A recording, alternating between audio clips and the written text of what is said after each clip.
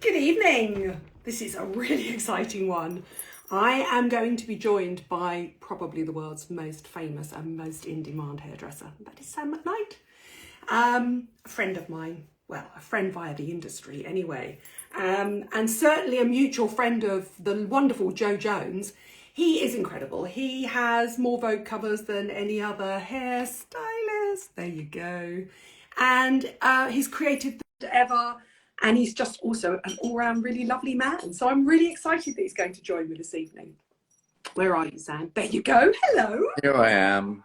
Good evening. Am I too close? Yeah, I'm too close. Whoa, that's way too close. I don't know. You're pretty handsome, Sam. Oh, thank you. How are you?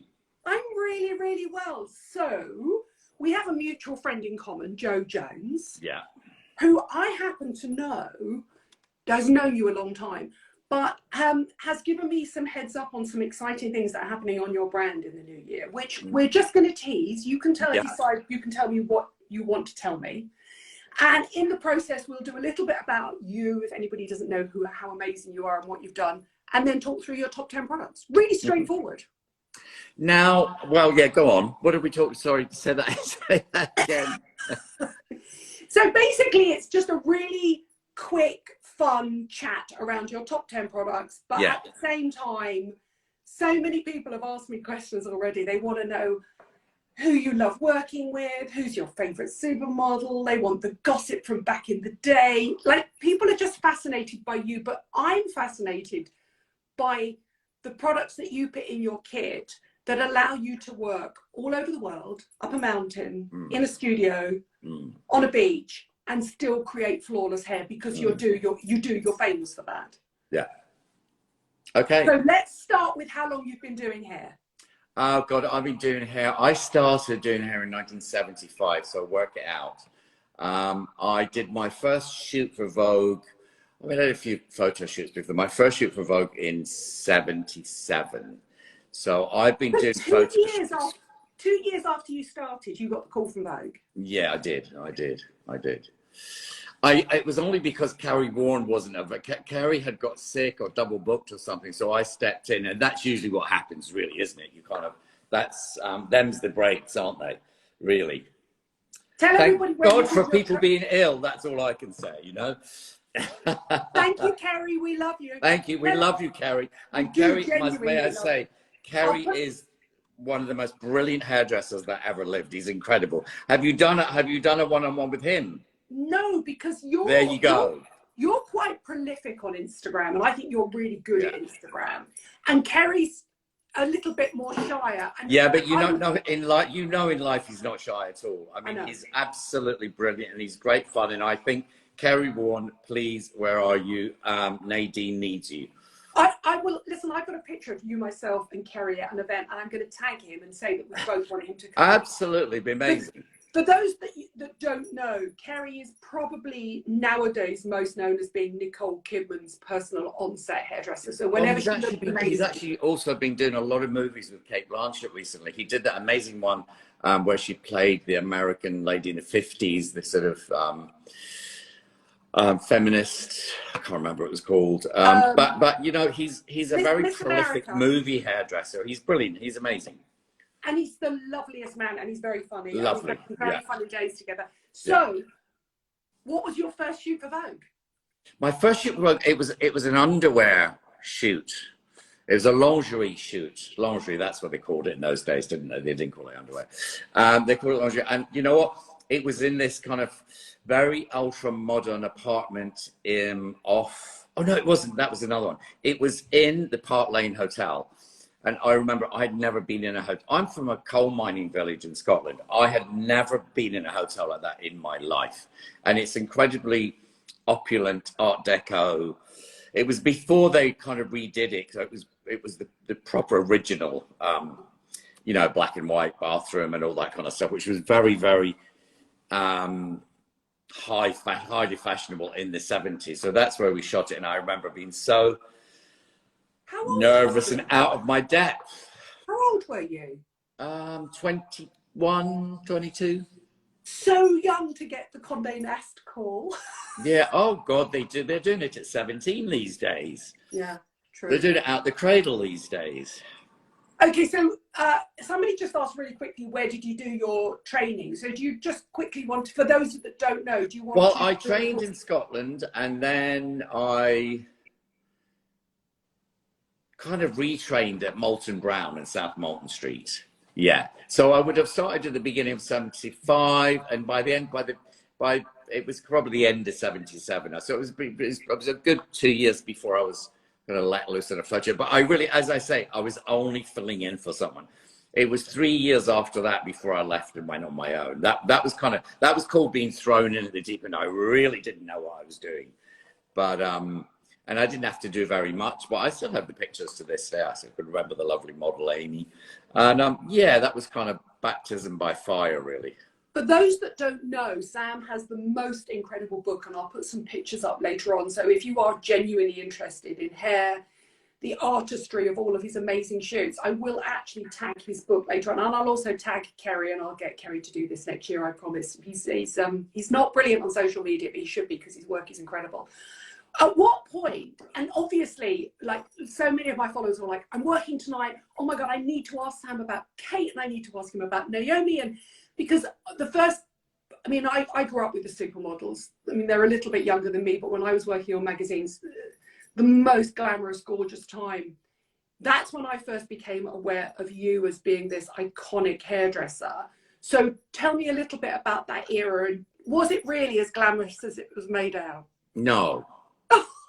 No, don't shatter my illusion. I mean, it never is it? I mean, a glamour is an illusion, and we were creating the illusion, really. I mean, I guess, yeah, we had some very glamorous moments, but glamour is it's not sustainable, is it? It kind of, you know, it's a moment. It's a moment. We can all feel glamorous for a moment. I think pictures are very glamorous, and red carpets are very glamorous. Covers are very glamorous, and you know, a trip on Concord is very glamorous, and a night out at an amazing Parisian restaurant is very glamorous. But it's like happiness, isn't it? It's a moment. It's a kind of state of mind for a moment. You know, you wouldn't want to be constantly happy, but I think the pressure to be constantly glamorous must just be excruciating. No, so it is, even for yourself. I think if you feel glamorous on a night out, that's all there is. There is no more. You know, there is no more. Then you can go back to feeling normal the next day, and then feel glamorous on another lunch or something. Do you know what I mean? It's catching those glamorous moments. Sometimes you look at yourself in the mirror, even me, even old bald me, look myself in the mirror sometimes like, oh God, I look pretty good tonight. I feel good tonight. I've tried a bit. It looks great. That's fine. But, and you kind of enjoy those moments because they're special moments, aren't they? I agree with you completely, and I think glamour is completely transitory and slightly illusionary. Of course. Except when you, back in the day, for me, maybe a Valentino show or a Chanel show, and Linda walks out, and I know I'm biased. I know I'm biased because they're my era. Or Naomi walks out. Of course. Or Cindy or Shalom or Tatiana. I'm sorry, I don't mean to be biased towards my generation, but they were a unique set of times, and you were. But I think back then, we celebrated glamour a bit more, didn't we? We did do that. We weren't really that interested in seeing people in their pajamas or their kind of, you know, putting out the bins or stuff like that. It was much more inspiring, wasn't it? And they were inspired because, I mean, those girls love to get dressed up. They just love to throw on the Chanel couture and, you know, get the hair and makeup done and go out and kind of, and give people a good time. You know, they really enjoyed to just make people feel good looking at them, because I think for somehow somewhere along the line recently have kind of lost that sort of inspiration a little bit, you know? I remember seeing an interview with Linda once that somebody said to her, I think it was a joint interview between Linda and Cindy, and somebody said, why do you think it was such a unique time? And she said, well, at the time, actresses were all about keeping it real and not being glamorous. So there was no escapism. So we just sort of stepped in, and we were the epitome of glamour and escapism. And I kind of love all that. And I think it was also it was genuinely before the early Yeah. paparazzi shots. So there were no behind the scenes shots. And we didn't have Instagram and we didn't have Twitter or anything like that. So And we weren't interested in what anyone was eating for their breakfast, were we? No. I'm And still not really. So for the first time, when you got that copy of Vogue or you got that copy of Marie Claire or Tatler or Hapoy, and you opened it up, they were the first time you saw those images, and it was a real moment. And talking of paparazzi, because this was before the time of paparazzi, and I will always laugh about this though, you've been packed quite a few times, let's be honest here, behind the scenes at shoots. And I remember as clearly as anything, you were once mistaken for a slightly pervy, did they say a German tourist? No, I remember that one. It was I was wasn't it? a chubby German tourist. That's what I was. That's what I was. You were literally slightly off camera down a sort of craggy escarpment in Ibiza, ready to jump up and do Kate's hair, and they thought you were perving on Kate. Well, what happens is, I get a rash sometimes if I don't dry myself after I've been swimming. So I have to take about 5 pairs of swimming trunks in a bag every time I go at work on the beach or whatever. Anyway, I was getting changed on a rock on the beach, out because we'd just been in the sea, into my swim dry, changed, and I turned around to face away from everyone when I was getting changed, but I didn't know there's a paparazzi in the bushes. Away from I turned away from my friends, but I was facing him, so there was actually full frontal with a bar across it. Yeah. I remember it was very funny, I have to say. It was hysterical. It's absolutely. So that's what we've gone from. So we've gone from Sam being backstage at Chanel or whatever, Valentino, Fendi, Prada, with the whole thing, to being caught almost technically changing his trunks on an escarpment by the Daily Mail paparazzi. Yeah. The other thing that people might not know about, which I think is really interesting, and we could be on this call for hours. You've got the most amazing. We could be. Is your relationship with Princess Diana as well? Yeah. When does that program come out? My mum's desperate to see it. Which one was that? The one that's recently. You and Mary both took part. Oh yeah. No, that was a couple of weeks ago. I mean, it's on Channel 4. Okay. I mean, to be honest, I haven't watched it. I've never really done anything like that before, but I know the lady who directed it, and it seemed to be she had a good point. And I just, you know what, especially with all the absolute crap that gets written and that gets bandied about with people who never met or didn't know her, and all the kind of wrong things, I thought it would just be nice to take part in something and give my view of her, because all I had from her was positivity and fun, and that's kind of all I know, really. So I think it was just, but to be honest, I haven't watched it. I can't watch myself and I can't listen to myself. This is quite, I mean, I'm trying to avoid looking at myself on here, but luckily the words are coming across my face, so it's fine. Okay, so 2 things. One, I agree with you completely. Both you and Mary Greenwell, who you're like the double act, obviously, are very protective of Diana, have only amazing memories of her. Absolutely adored her and the entire family. So I love the fact that you two took part in this, and it was actually about her style and her look. So it was style retrospective. It wasn't a gossip retrospective. So I said to my mum, absolutely, I'm going to ask Sam tonight because my mum's not really a Channel 4 person, because my mum is obviously obsessed with Diana and she's going to love to watch it. I'm going to watch it on your behalf and report back. Yeah, I'm sure you can watch it online somewhere, yeah. Yeah, it'll be on Channel 4 on Catch Up. I'll find out, Sarah and everybody asking, I'll find out the name of the show and I'll tag it below. Yeah. Right, let's just dive straight in. Okay. And I want to talk about your new product. And if you can tease, but you don't have to tease, because I know you've got so many exciting things coming up in 2022 with your brand. But let's dive straight in with your 10 favourite products. And I know can I say my own first? Of course you can, Sam. Because we created these about 4 years ago. Sorry? Your products are unique and amazing. Great, thank you. We created 4 texturizing and sprays 4 years ago because I needed stuff backstage and on trips that's dry, instant styling, that you don't have to wet your hair. Because before we were kind of spending a lot of time with mousse, blow dried, and it would take a long time. So my first one, I would say, is we've done a multitasking hairspray. Now I use that for volume, shine, setting on hot rollers, setting on Velcro rollers, all kinds of stuff. It's a real amazing multitasker. It's not wet. No. And it brushes out really beautifully, leaves your hair gorgeous and shiny. Because we were kind of struggling a bit backstage because we were starting to have, instead of 20, 30 models, it was going up to 50, 60, 70, 100. So we didn't have the luxury. I mean, the time got shorter and shorter. So damn, we can't use these wet products. We don't have time. We love wet products and they're great, but we had to create stuff that was quick, effortless, and really importantly, brushed out easily and left your hair manageable enough to do something else with, you know, because sometimes if you put too much of something, you're going to have to wash it and do it again. We couldn't afford to do that. I was going to say, you're also doing a favor for anybody that's never been backstage, and I'm sure that's the majority of people.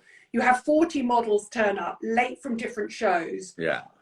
Sam doesn't have the time to blow dry their hair. No. You're also doing a favor for the next set of stylists as absolutely, well. Absolutely. We can't use anything that's going to make your hair too oily or greasy. It's going to have to be something. So we formulated these products with a very light formulation. Now, that doesn't mean to say they don't work. They do work. They do deliver, even though the formulation is light, because technology has moved on so far in hair products that you can pretty much do anything. So we did it. What else we did was Listen, Sam, if I tell you that my 85-year-old mum is obsessed with your hair spray, and my sister is obsessed with Cool Girl because she's got that short Linda cut still. And she just wants it really textured, lovely. So the fact that you're appealing to everybody, including young, trendy women. Well, I was at an event last year, and we formulated the Cool Girl one, which is the pink one. We called it Cool Girl because it came from, you know, when I'm doing Kate Moss's hair, we kind of needed a product that would just muss it up a bit and kind of give her a bit of a cool girl rock chick in 30 seconds, as opposed to taking, you know, 20 minutes to do it with a wet product. So it's a very dry feeling texturizer. It will just, even with your hair straight as it is, just a few spritzes of that will kind of muss it up. Or if it's waved a little bit, it'll just make it feel a bit lived in. There you go. Voila. This is what I say. I feel like, you know me, I'm obsessed with Kate Moss. I'm obsessed with her hair. I love everything about her hair. I had to put that picture. Can I just say your products smell incredible as well? They smell like a really fine, gorgeous fragrance. It's a fine fragrance we developed with Lynn Harris from Perfumer H. And can I just say, Sam is obsessed with gardening and really good tasting fragrance. So basically what you do is you put it in, it's completely dry. You just do that. And then I think... And it just gives you that, wow, that looks great. That looks fab. Really, it's perfect. It's great. That's why we did this.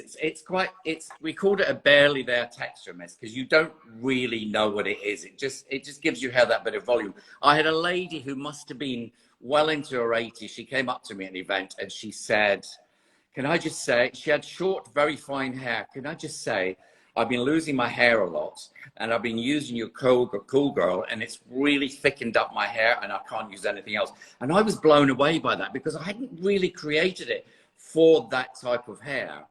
But of course I realized immediately, oh my God, of course it works so well at that because it's invisible. So of course it made her hair thick. It was fantastic. That looks great. That looks amazing. Mind you, you know, it's a very nice texture, your hair anyway. I think if you blow dry it first or you tong it first and then use a bit of that to give it some volume, it's great. It just gives it that slightly, it's literally the Kate Moss hair in a spray. And that's what I love about it. And that picture I ran of you earlier on with Kate, you know that's still my dream hair.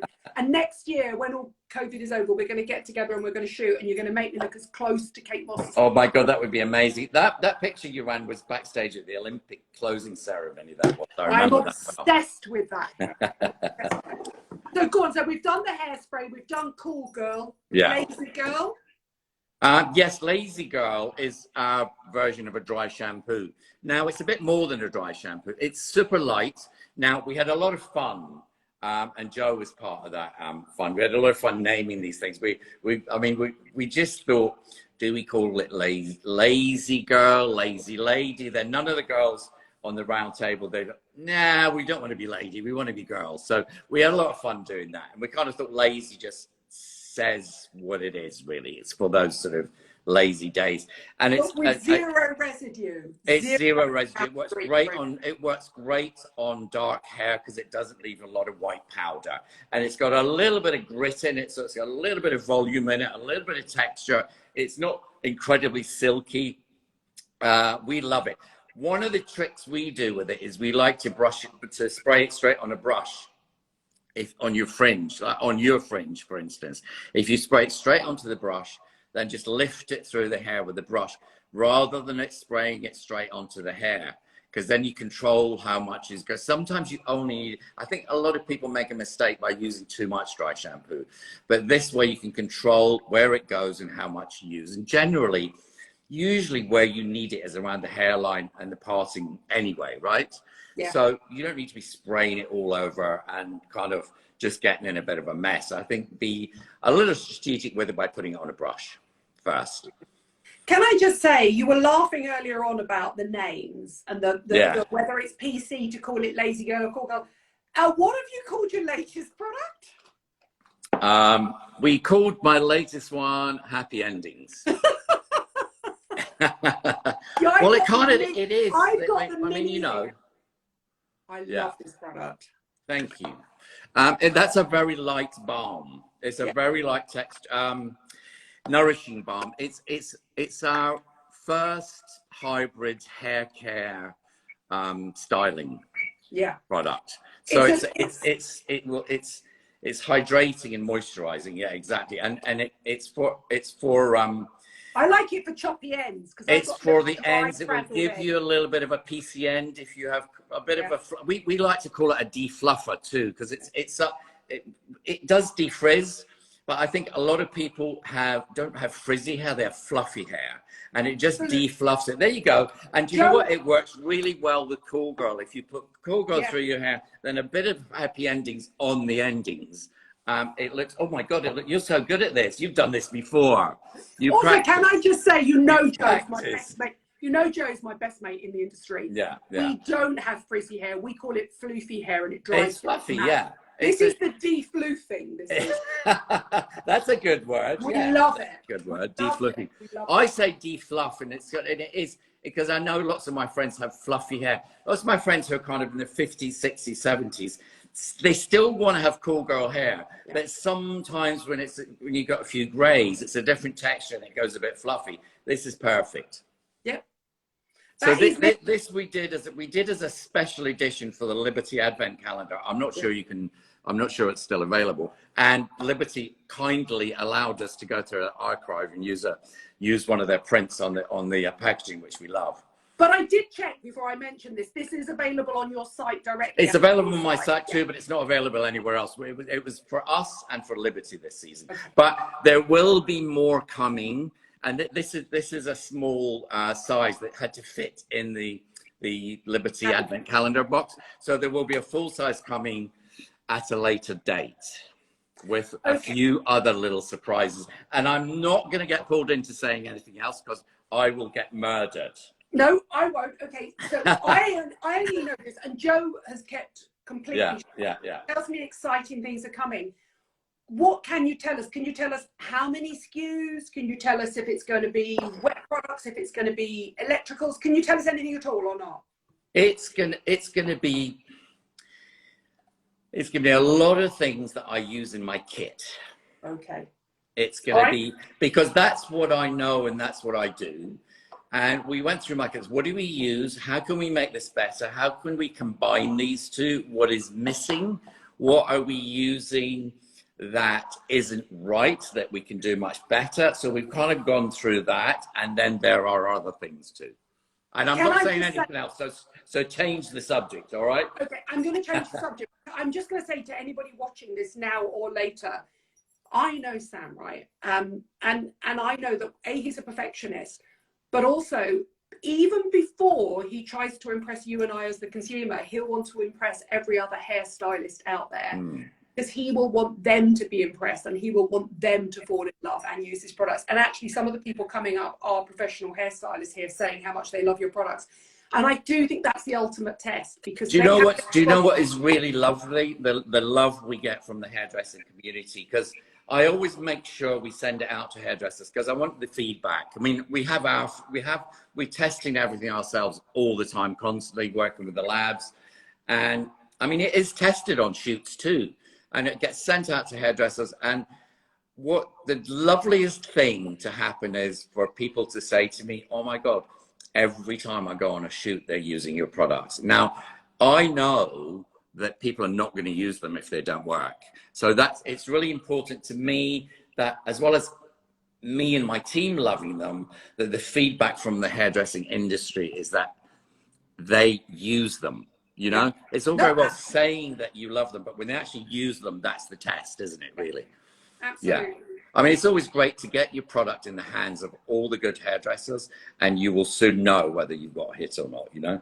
No, you'll see them start popping up stage and on shoots. But we really are meticulous with this. We really have been working on like top rate cutting, state of the art technology with a lot of natural ingredients, and we need products that are foolproof, that work, that are really simple, easy to use, not complicated, kind of demystifying stuff. Because I know even for me as a hairdresser, it gets quite complicated with all the jargon and all. And I like to have a bit of fun with it at the same time, hence cool girl and lazy girl and that kind of thing. So trying to speak to people in a language that they understand, and not to, because hair is difficult for people, isn't it, really? It's kind of, it's because your face and your skin is something I feel that women understand a lot more than their hair. Although I think that is really changing with the amount of education that's out there now, and the amount of tutorials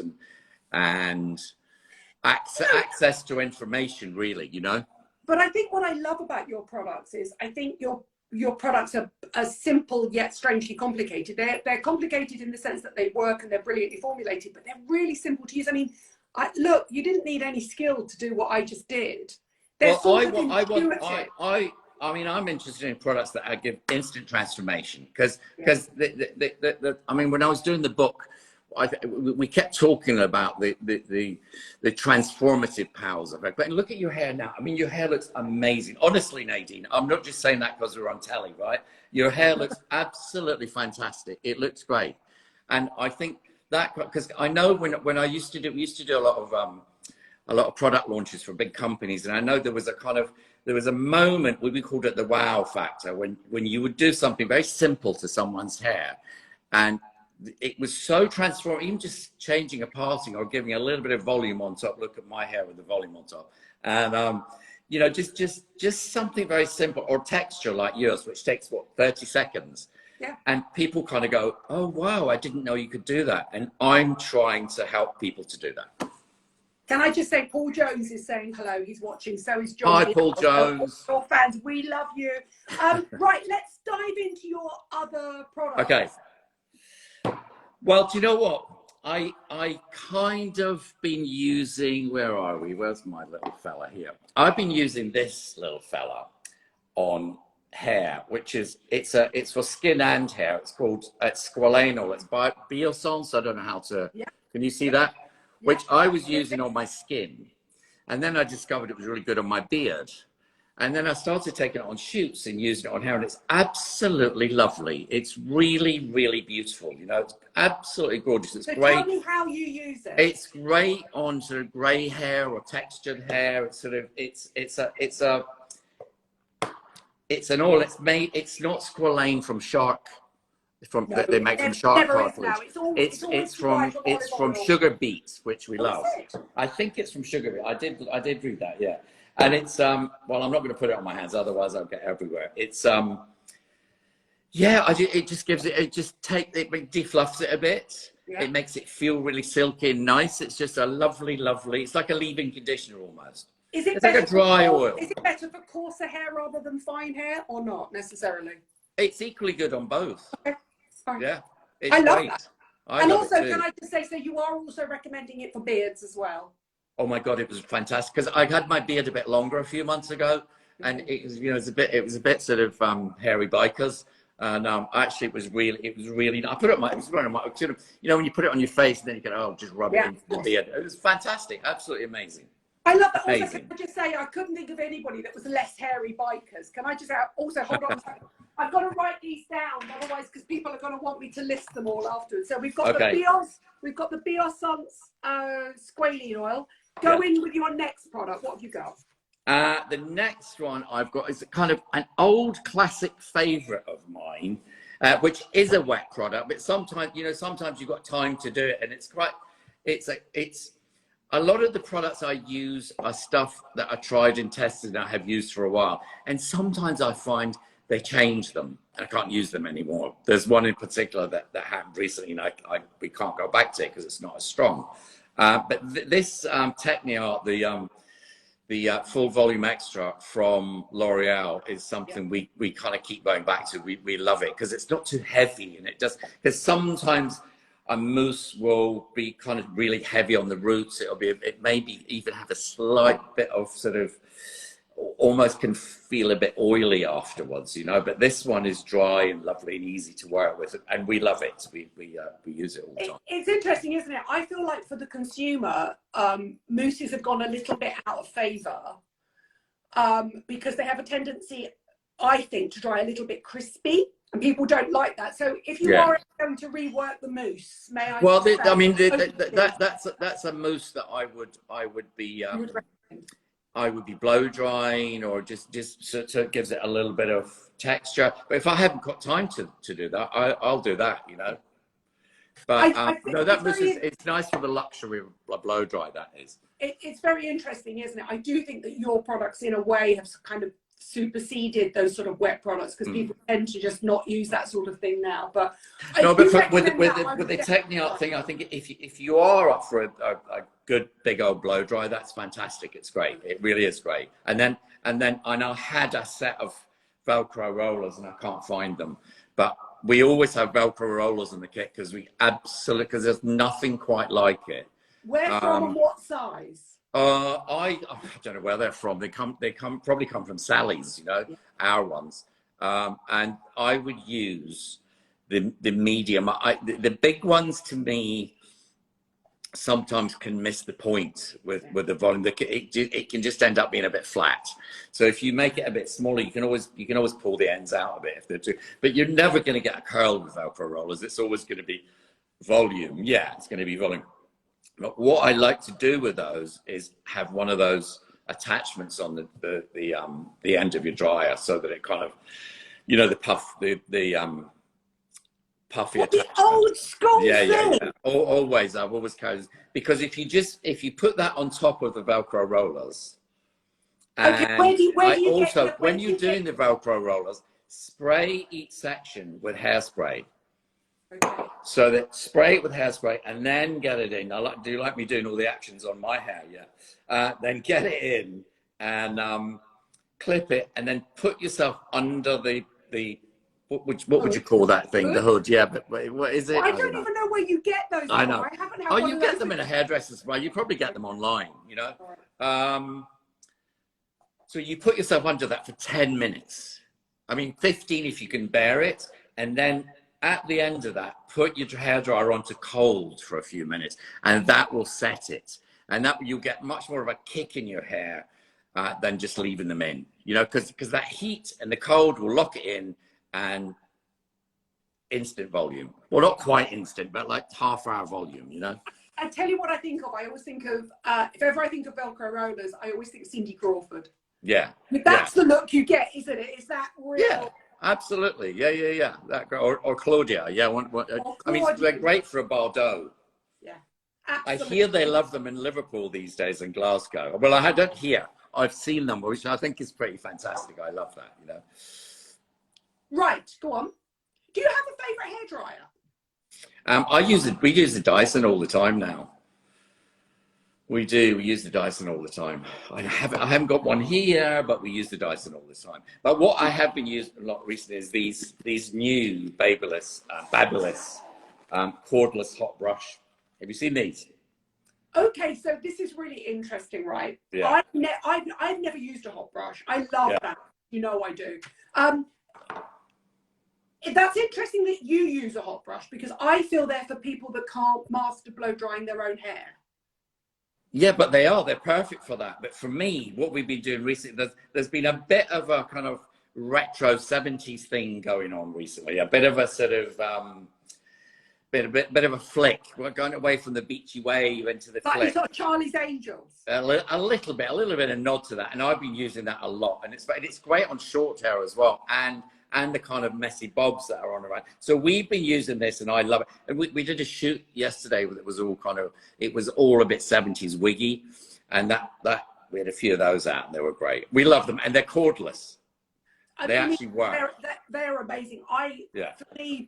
For me, if anybody asks me for the best general range, I mean, I love my Dyson Supersonic. I'm absolutely obsessed. But when it comes to hot tongs, I love fabulous. So when you say a flick, are you talking like you're using it to blow dry hair like that? Yeah. So you're getting the sort of 70s wig. Yeah, exactly. Or even on your fringes at the side, just to get it going back rather than coming round. There's a bit of different direction going on this season. No, I love that. Have we got any more? Go on. Do you know what? We have this water-based pomade, which we use a lot on shows, because actually, if you do have to use a heavy pomaded look, it's water soluble, so the girls can get their hair washed in the hotel sink or whatever. If we have to do the hair washing, it's not heavy. It will. When they get back to the hotel, it will rinse out in the shower, and it's called. Can you see that? Cock. What? It's back to front. What does it say? Called cock grease. Oh, you back to front. Oh shit, sorry. No, it's not back to front for you. It is for me. Cock grease. Cock grease. Okay. Yeah. And we thought Happy Endings was rudely named. But this is not my product. This is a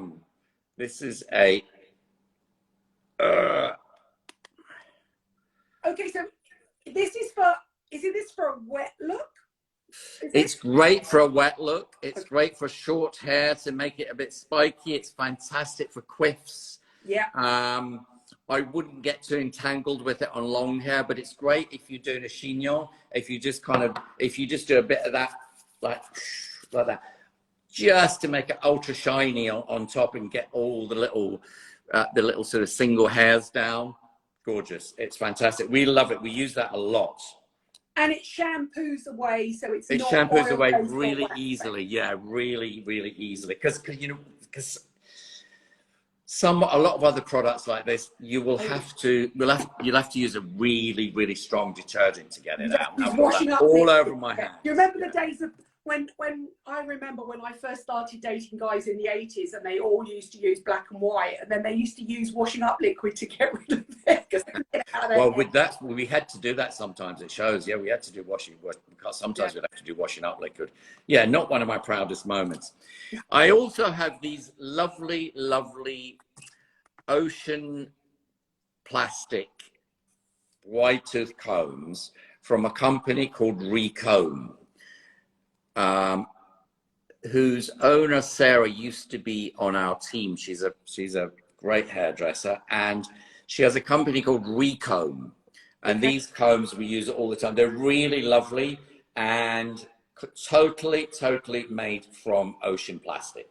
That's brilliant. We love these. Which is probably really the way all combs should go now, isn't it? Really. Completely. Does she do brushes? Is she working on doing brushes as well? She has done one brush, and there's a few other shaped combs. I'm sure there'll be a lot coming. Oh, that's interesting. So it's at Recomb, just RECOMB. RECOMB. Love that. That's a brilliant idea. I think that's the way forward for all plastic products. I think so too, don't you? Yeah. I mean, it kind of has to be. Yeah. Well, we took lockdown in lockdown, we took the time to really relook at our packaging and our bottles and all that kind of stuff. So we have, we really are trying hard to be absolutely as sustainable as possible going forward. I think it's just really important now for all of us, really, isn't it? Yeah. It's really interesting because so many brushes and combs are made. Yeah. So if you can take the plastic that is polluting the oceans out, it makes complete sense. It is, but for a lot of products, though, it is hard to be 100% absolute. There's always something that you can't get, or is expensive, is going to knock the price overboard, and all. So it's a balancing thing. Do you know, it's really interesting. I was doing a Zoom call and I was listening in on the chat before me on Sunday was on sustainability, and the supply chain is never as straightforward as you think it's going to be. But I love the fact that they're taking ocean polluted plastics out. Yeah, it's fantastic. It's great. It's great. It's great. Are there any more, Mr. McKnight? Well, do you know what I did? I snuck a few non-hair products in here. You can that I've been using. I get sort of, in this kind of weather, I get these sort of cracks in here in my nose, and I don't really use much facial stuff or anything. But I got this aromatherapy. It's called Aromatherapy Active Soothing Universal Repair Cream, and I've been putting that on there, and it's absolutely I just tried it, and it's great. Someone gave it to me, and it's absolutely brilliant. I know exactly who gave that. Yeah, I'm sure you do. But I just love it. It's fantastic. It's the only thing that cleared that up completely, and it's very good for those sort of cracks all over other places as well. It's not, it's like a real healing thing. It's really nice. No, you know what I mean. I didn't mean to say. I know exactly what you mean. It's very interesting because I think when I was introing you earlier on, and people don't believe this, but you literally could be in a desert one day, on a beach the next, up the top of in an office building the next. So in a way, your skin is, I was going to say hair as well, but your skin is literally in the firing line, and you spend hours on a beach looking after somebody in front of the camera, ignoring yourself, don't you? Well, it is, but funnily enough, my skin is actually really good. I've never really had, my skin is fantastic, but I suffer from psoriasis, and always have done since I was a teenager. My grandmother had it, my dad had it, my sister has it. And it gets quite bad sometimes. Now, during lockdown, I started to take Elle Macpherson's Wellness Super Elixir. I don't know if you ever tried that. It's super greens. And I take that with half a lemon juice every morning. And because I haven't been traveling, because I've been kind of stuck in one place, I've not been forgetting to take it. So I've been religiously taking it. So I've been doing that every day. Has it helped? It alkalines your body. And I've been doing that. I've been taking I've taken vitamin D spray under my tongue. We should all be COVID. Yeah. And I mean, obviously I haven't been traveling, so I haven't had the stress of that. And I bought this stuff online now. I don't know the background of this stuff. Someone told me about it. It's called Psoratinex. I bought it online. Now, you could probably know a lot more about this than I do, but I've been putting that on my scalp. And I promise you, I have never had such psoriasis-free skin in my entire adult life. I still have a little bit in my fingernails, and sadly inside my ears, but I've been putting a little bit of that inside my ears. And it's called Psoratinex. It's called Psoratinex. Now, to be honest, I haven't studied it. I'm not being paid to say any of this. I haven't studied it. Someone recommended it, and I started using it. But I don't know if it is just that one thing, or if it's a combination of everything. I suspect it's a combination of everything. If these things don't work out, it does come back. I was speaking to an NHS dermatologist just a couple of weeks ago, and there are about 5 or 6 different injections you can have from psoriasis that has been proven to knock it back now. Right. If you're ever interested, you can have an injection to knock it back. Thank you. But I have to say, at the moment, it's just, I honestly, it's just been, touch wood. It's been wonderful. And I haven't isolated any of these thing. You won't know. And also, I don't know, and I'm not prepared to do that. I'm just going to continue with what I've been doing, you know. So once you find something that works, even if it's a combination of things, you can't risk giving one of the other things up. Because it's true. I mean, Elle Macpherson says it all the time, and it's not just about what you use on the outside of your skin and your hair. It's all from the inside as well. It's all that kind of stuff, and it's certainly I think that works for me. Do you know what triggers your psoriasis? You were saying on your hands. Do you find like gardening is bad for it? Or... No. I think that's fine. I think what triggers it, I don't know. I think sugar, definitely, without a doubt. So also, and I'm a bit of a sugar addict, so I have to be careful with that. But I think this time of year is usually the worst, but in fact, it's been the best for me. But that's why in the sun, I just kind of. I make sure I get an hour with no sun cream on it or something in the morning of the day, just to let all the sun through to it. Because in the sun, it practically disappears. Yeah. No, I mean, there's a reason that I remember going to Israel and going to the Dead Sea, which is at a really low level, so you get all the power of the UV, but without the burning. And all the people with psoriasis were just laying on top of this spa, all out of them. It was just as far as the eye could see. Yeah, I'm sure. Yeah, absolutely. Definitely. Yeah. Any other products? Well, I did the hair stuff. I was kind of concentrating on not the hair stuff. Actually, I was doing kind of half and half. I think we've spoken about this before.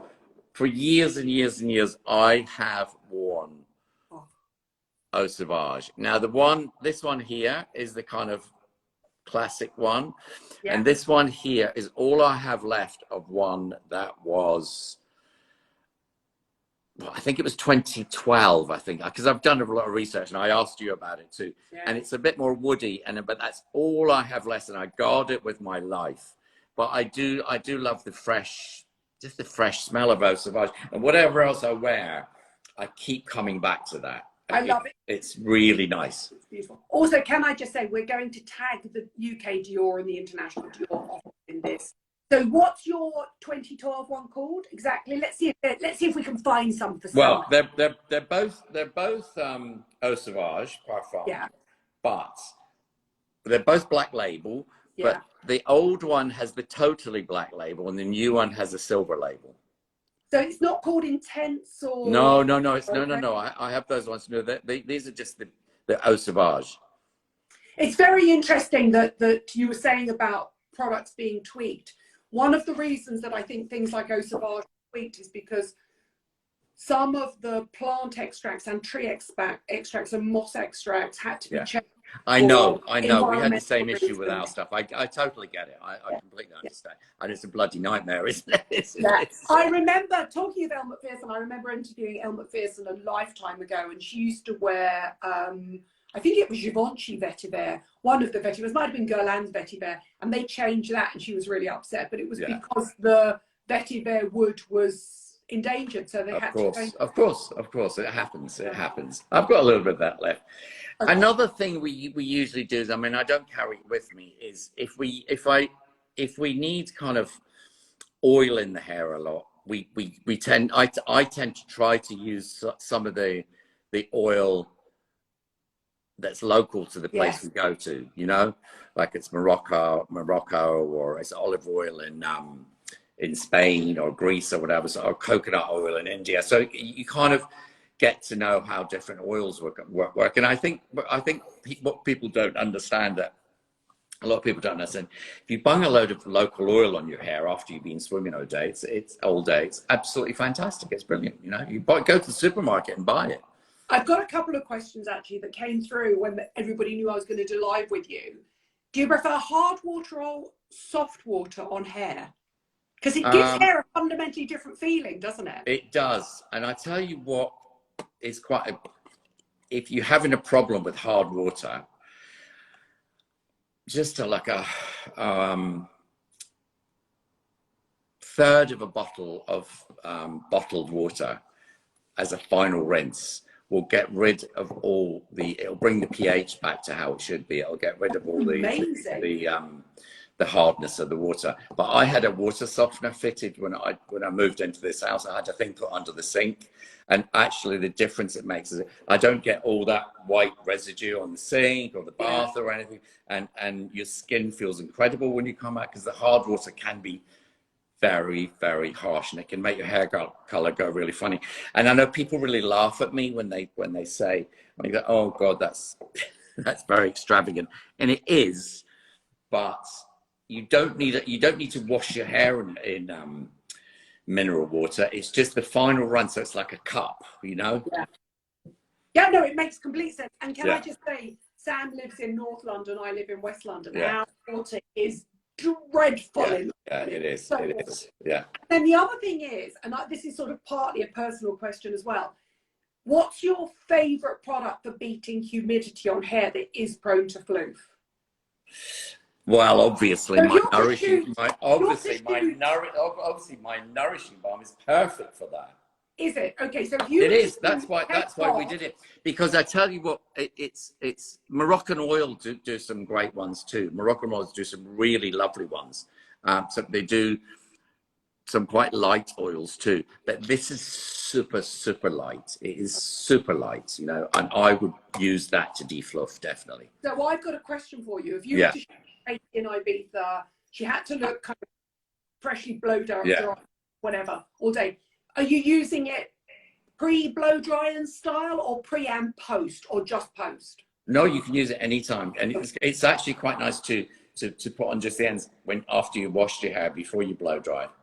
Okay. But what I use a lot on trips is I will take my water spray down to the sea and just fill it with seawater, and kind of just let that do its thing, which is really lovely, because it's always if you're by the beach, even if you just do a tiny bit just to kind of make the ends a little stringy or something, it always has that nice beachy thing. See, there's nothing quite like seawater on the beach. It's hard to get that beachy thing right in the city, though, isn't it? It's sort of it always feels much better when you're by the beach.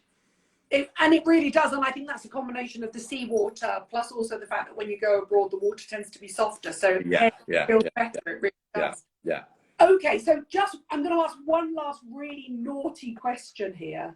Kat Deely's on here. Hello, Kat. They love your products. Kat. Everybody loves your products. Have you smelt Kat's perfume? No, Kat. Yes, amazing. Also, can I just say, Kat Deely has the most beautiful hair. That's a really envious head.